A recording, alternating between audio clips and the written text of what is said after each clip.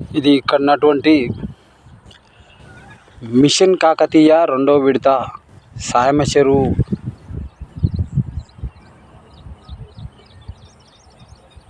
పునరుద్ధరణ పనులు ప్రారంభం. దీనికి డేటు 19/5/2016లో 45,96,45 విలువ అంచనా 45-96 లక్షల వ్యయంతో వర్ధన్నపేట ఎమ్మెల్యే అప్పుడున్నటువంటి ఆర్ రమేష్ గారు దీన్ని పని స్టార్ట్ చేసిండ్రు. మరి ఇదే క్రమంలో ఇది సాయమ చెరువుకు సంబంధించి 312 సర్వే నంబరు. ఈ సర్వే నంబర్ల అక్కడి నుంచి ఆ బొందలు పెట్టిన కాడ నుంచి సుమారుగా ఈ సరౌండింగ్ మొత్తం సాయమ చెరువుకు సంబంధించిన చెరువు శిఖం భూమి ఇది. ఈ చెరువు శిఖం భూమిలో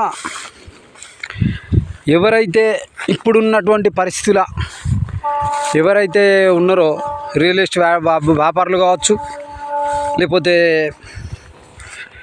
ఏదో చేసుకుందామనే పరిస్థితులు కావచ్చు, మరి ఏ రకంగానో ఒక రకంగా ఈ సాయమ చెరువుకు సంబంధించి ఏ భూమి అంటే ఒక గుంట భూమి కూడా లేకుండా చేసే ప్రయత్నం చేస్తాను. మరి దీన్ని మేము ఏమంటున్నామంటే, గతంలో చాలాసార్లు సాయమ చెరువు కావచ్చు, పెద్ద చెరువు కావచ్చు, దానికి సంబంధించి ఎన్నోసార్లు మెమోరాండాలు కూడా ఇవ్వడం జరిగింది ఎంఆర్ఓ గారికి. మరి ఈ చెరువులను పట్టించుకోవాలి. మా చెరువులతోటి వీటికి సంబంధించి బౌండరీస్ కూడా వేయాలి. బౌండరీస్ వేయకపోతే యథేచ్ఛగా దున్నుకుంటారు అని చెప్పి కంప్లైంట్ ఇచ్చినప్పుడు గతంలో ఆపడం జరిగింది. మరి అదే క్రమంలో ఇప్పుడున్నటువంటి సిచ్యువేషన్లో రియల్ ఎస్టేట్ వ్యాపారం బాగా అయింది కాబట్టి దాంతోపాటు కొంత ఉన్నత వర్గాలకు సంబంధించిన వాళ్ళు కావచ్చు, భూములు లేని వాళ్ళకు ఈ చెరువు శిఖం భూమి అనేది మాదిగలకు సంబంధించిన విషయం. మాదిగలు చేసుకోవాలి, ఉన్నోళ్ళు కాకుండా లేనోళ్ళు చేసుకుంటే బాగుంటుంది అనేది ఒక ఆనవాయితీగా వస్తున్నటువంటి విషయం. మరి ఈ విషయాన్ని ఎన్నిసార్లు చెప్పినా, ఎన్ని మెమోరాండాలు ఇచ్చినా ఇంతవరకు ఈ చెరువుల పైన ఎలాంటి యాక్షన్ లేదు. అప్పుడెప్పుడో ఇచ్చినప్పుడు కొంత ఆపే ప్రయత్నం చేసి ఇదంతా ఆగింది అనే క్రమంలో ఇవాళ ఈ సామ చెరువు మొత్తానికే అసలు నామరూపాలు లేకుండా సామ చెరువు ఉండేదా అంటే లేదు అనే పరిస్థితికి తీసుకొస్తాను. మరి నిన్ననో మొన్ననో మరి ఎల్లాపూర్ గ్రామస్తురా ఎక్కడోలో తెలియదు కానీ మొత్తానికైతే ఈ చెరువునే లేకుండా చేసే ప్రయత్నం జరుగుతుంది. ఇది ఇవాళ ఈ బొందదవ్వే వ్యక్తులతో పాటు ఇది ఆనకట్ట అంటారు దీన్ని. ఇది ఆనకట్ట. ఎప్పటి నుంచో ఈడ బొందలు పెట్టుకునే విధానం ఉన్నది.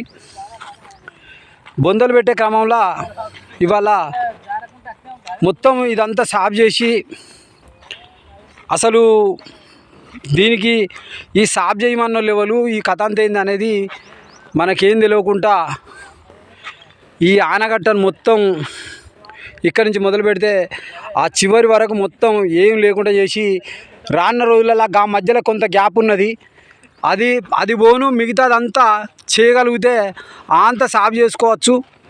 మరి ఇదంతా జరుగుతుంది. ఎంఆర్ఓ గారికి తెలుసా తెలియదా మాకైతే తెలియదు. దీన్ని ఎంబడే ఈ సాంబ చెరువు మీద, పెద్ద చెరువు మీద యాక్షన్ తీసుకొని ఖచ్చితంగా వీటికి సంబంధించి అద్దురాలు పాతాలే. అద్దురాలు పాతకపోతే గిట్లనే కబ్జాలకు గురవుతుంది. కబ్జాలకు గురైతే అది పట్ట చేయడం జరుగుతుంది, మళ్ళీ వీళ్ళవంతే అవుతుంది. మరి ఇట్లాంటివి ఎన్నో ఉన్నాయి చెప్పుకుంటూ పోతే. దీని మీద ముఖ్యంగా చెప్పేది ఏంది కదంటే, ఈ సాంబ చెరువు అనేది మొత్తం అన్యక్రాంతం అవుతుంది.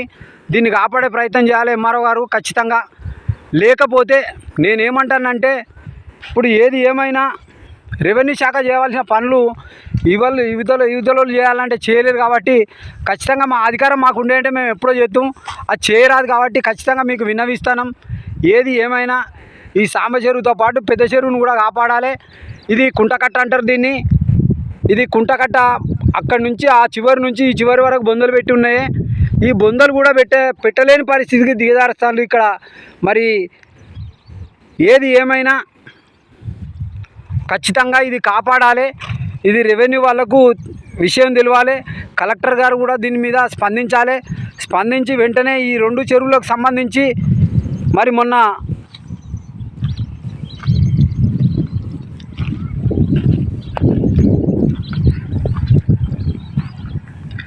రేవంత్ రెడ్డి గారు భూ కబ్జాల మీద చేస్తున్నటువంటి ప్రయత్నం 100%. ఎందుకంటే భూ కబ్జాలు జరిగితే మనకు భూమి ఉండదు, ఎలాంటి ఆస్తి ఉండదు అనేది 100% కరెక్టు. పేదోడుగానే ఉంటాడు, ఉన్నోడుగానే ఉంటాడు. అమ్ముకునే ప్రయత్నాలు జరుగుతున్నాయి కాబట్టి దీన్ని అరికట్టాలి. మరి ఈ విషయాన్ని క్షుణ్ణంగా పరిశీలించి ఎంఆర్ఓ గారు వెంటనే దీని మీద చర్యలు తీసుకోవాలని కోరుతూ, మరి ఇక్కడ ఉన్నటువంటి 2 సాంబ చెరువు పెద్ద చెరువులకు సంబంధించి వెంటనే వీటికి అద్దురాలు ఏర్పాటు చేయాలని నేను రేణుకుంట దుర్గాప్రసాద్ మాదిగా డిమాండ్ చేస్తూ ఈ అవకాశాన్ని మీరు ఖచ్చితంగా చేయాలని మీకు విజ్ఞప్తి చేస్తున్నాను. Thank you. Congress party senior నాయకుడిని